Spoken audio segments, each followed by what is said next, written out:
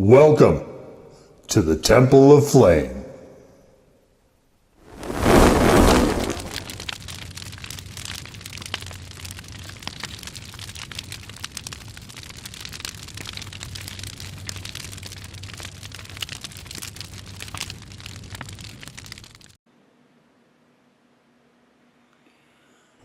On today, Faithful Acolytes, we take a look at this. And what this is from Infinity Sauces is the barrel-aged Hout Sauce. So whiskey, stout, beer, Hout Sauce. We've got, okay, so this is a sauce that was made for Heat Hot Sauce Shop. Settling happens, it does. They made limited editions, so this is bottle 196 out of 350. What do we got over here?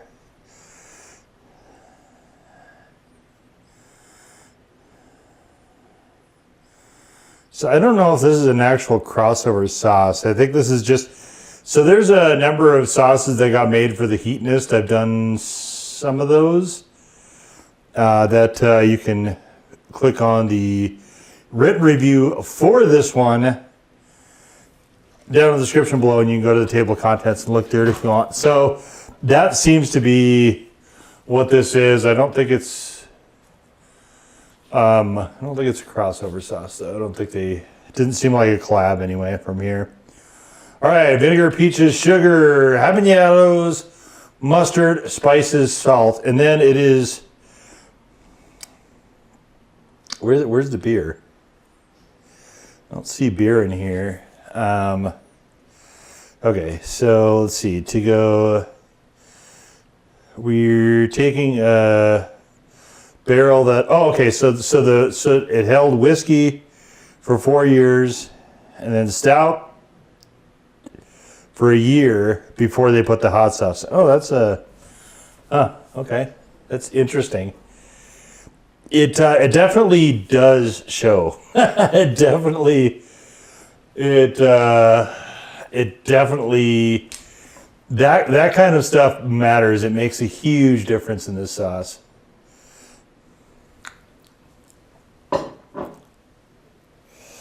Let's have a little look here at it. So we got this sort of, I guess about a medium brown with little flecks in it. It's a very, very loose sauce, as you can see. Very, very loose.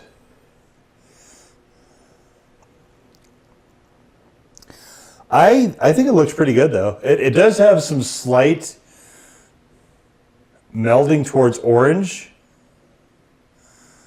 at the edges there.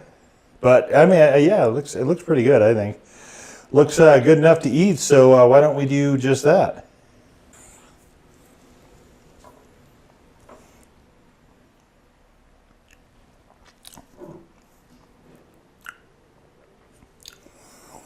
Getting the spices, getting the mustard, there's a very low heat to this from the habaneros. Getting both, the stout not quite as much, but I am getting the sort of effects from the bourbon. Interestingly enough, what I don't get is peaches. I get a lot of these other very, very strong flavors, but this is well, so I put this in the written review as well. Do you ever come across those sauces that are like this? It's a very, very special sauce. And it's one of those sauces that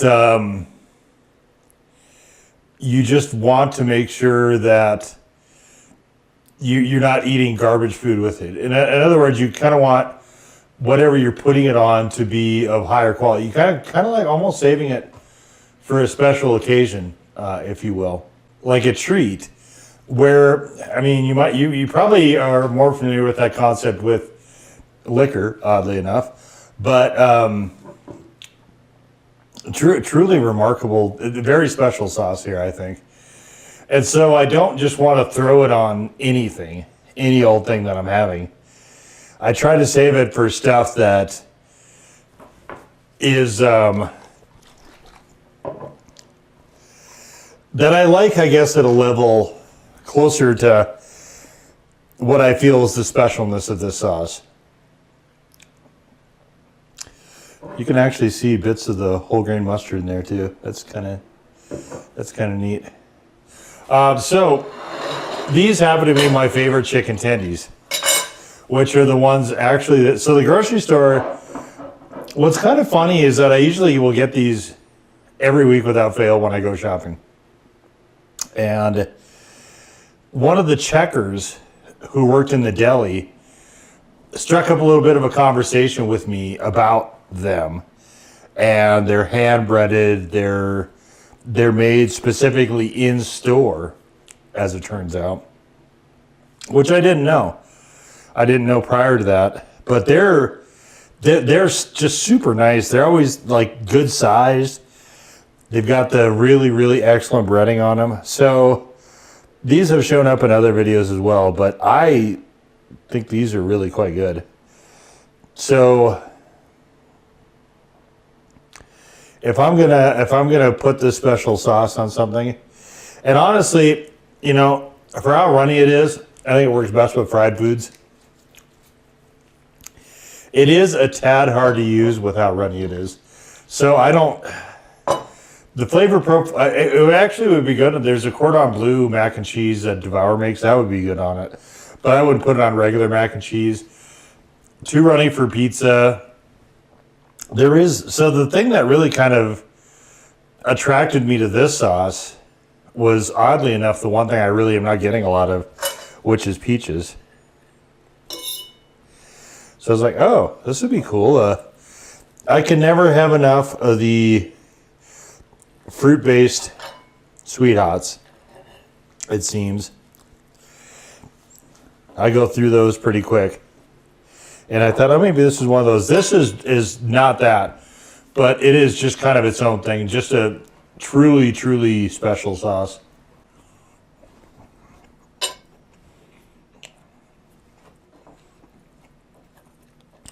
Those heatiness sauces are to an extent as well. At least the two I did.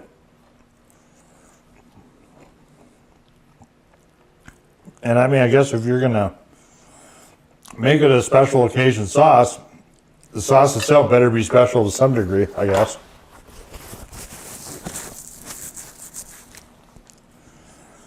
This one and both of those other two were.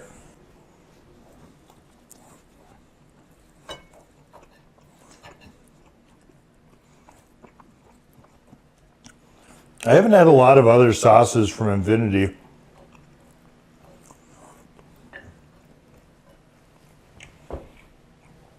I think I did two other ones. You can check out the blog if you're interested in seeing those.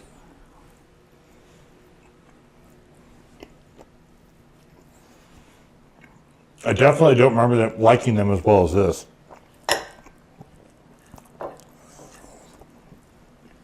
It has a really unique and distinctive flavor, as you'd expect.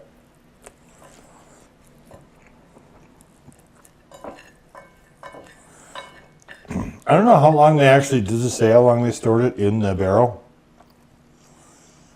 Oh, it does. Okay. So, here we go.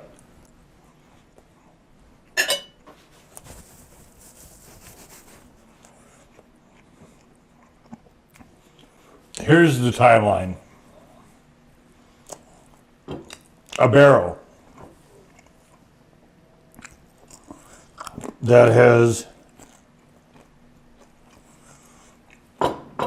whiskey, I'm assuming bourbon. Actually, it just says whiskey. So, all right, forget the bourbon thing. It has whiskey. Whiskey in it for 4 years. Then stout beer stored in it for a year. Now, putting beer in liquor casks, I think can kind of go one of two ways. I don't always love the end result. Stout, I think, would be kind of interesting to try that with, though. We have that very, very heavy sort of beer flavor. That nice dark malt. And then, after the stout was out of that barrel, they threw this hot sauce in it for a year. So, that's give you an idea of the rundown of the timeline there. Yeah, it definitely shows. This is a...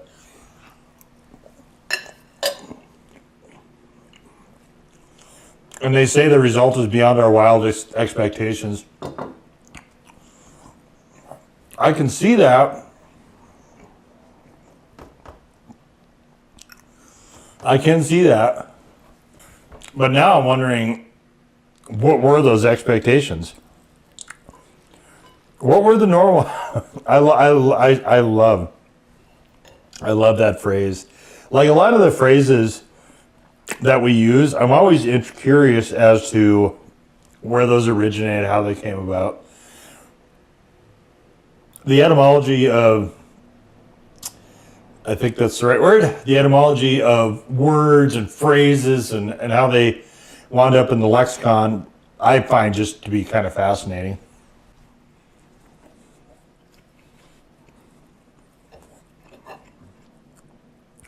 When I was in college, there was a dictionary that I really wish I would have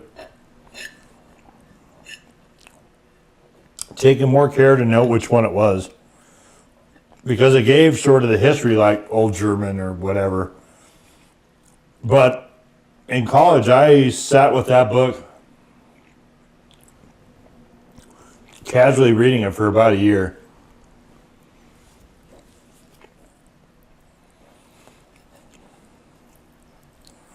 It kind of seems weird to read through a dictionary, but I just found it really, really interesting. Anyway.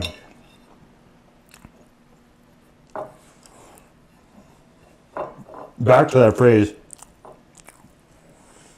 Like, do you have a tamest expectation? Do you have a normal expectation? I mean, I'm sure they make a lot of sauce. They probably have an idea of what it'll be like. But I'd be curious to know what they anticipated this was going to be.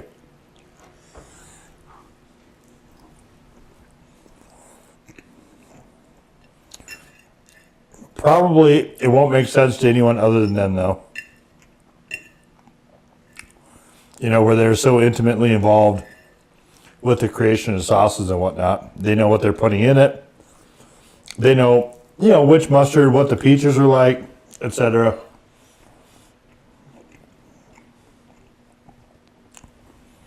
They know if they do this process, it'll come out with something like this sort of mash flavor or whatever.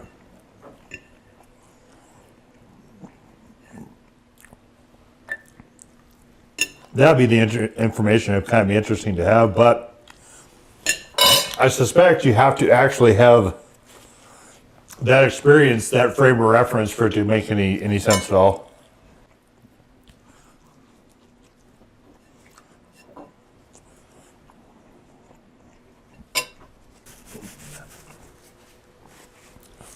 And of course, that always makes me think, with the speed of technology, I understood a lot of frame of references of my parents.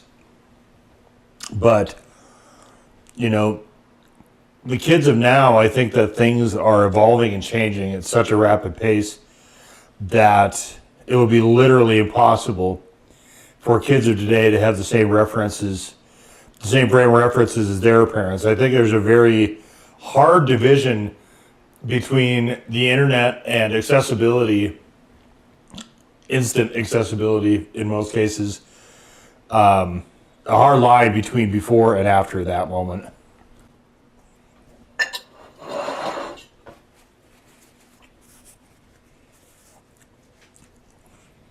A lot of them don't understand the back in my day. They can't quite come to terms with that concept, because everything is so vastly different. It literally sounds like you're riding dinosaurs to school and stuff.